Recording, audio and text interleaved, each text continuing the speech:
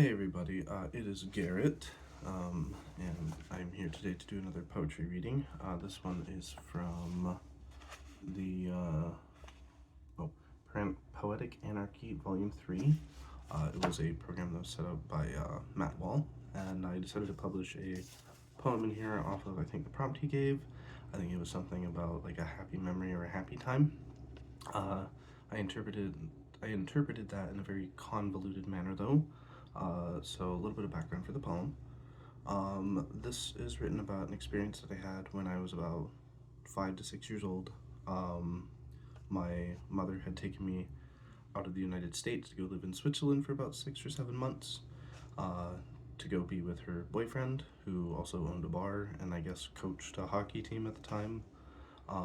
And I was basically living between a very cruddy apartment and the back of a bar on the hillside of a mountain, hence the title of the poem, which I'll say in a moment.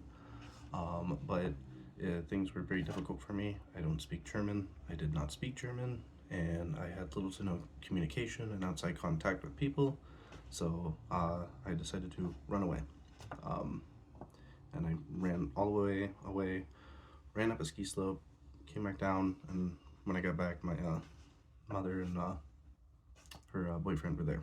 So um, that man was not good, by the way. But anyways, this is called the Hillside of the Mountain. So I remember the first day I had ever truly walked outside. I was young, 6 years old.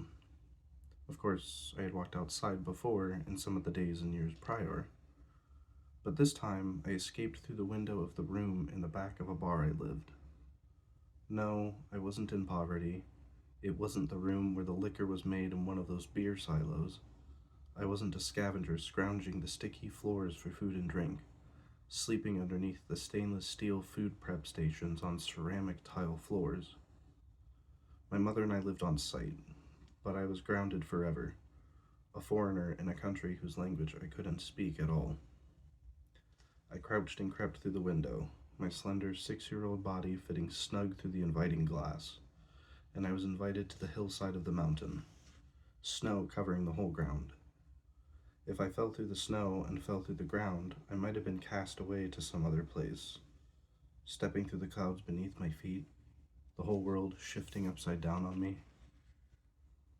In the bliss of Switzerland, I'm already there, in a reality where I do understand German, where I am not alone in my brown wooden bedroom box, desk in place of bed and TV, isolated and slouched by the corner of the wooden bed frame, away from the world, Batman Returns playing on the TV.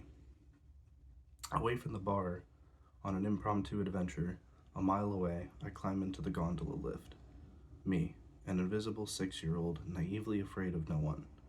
God peering through the tinted window glass of the square box, the wise observant elder I needed, or perhaps invited through some benign pilgrimage this side of the world. Outside, the sky is a bright blue, with white clouds covering certain portions, and some strangers with me in the gondola comment and ask where my parents are in German, then in broken English. I told them I ran away, lonely and directionless, grounded. I reach the top of the mountain and roll carelessly down the slope, snow stitching itself to my jacket and ski pants as the wind turns my face to tomato red, as my hands freeze numb and wet. And I sense they'll be down there below, ready to heave me back to the bar and ask why I left, ask me why I ran away, prod my childish brain. They'll find every way to tell me I have an overly rambunctious mind, making the clouds flit back over, closing the door at the concrete edge of other futures, ones where life feels special and sacred, a covenant cracked in hypothermic birth. I have no skis to fly down the mountain, just the brunt of my legs and snow boots to walk and trip over through the rest of the sloping hillside. I slide-walk sideways down the mountain slowly and apprehensively. They await my arrival at the bottom of the slope, my mother and her mustached, mulleted boyfriend standing right there like imposing statues, watching me return to their humorless eyes and lips. I am returning home, or at least where I'm told home is, ready to be invited to the dreams I'll have in scattered isolation.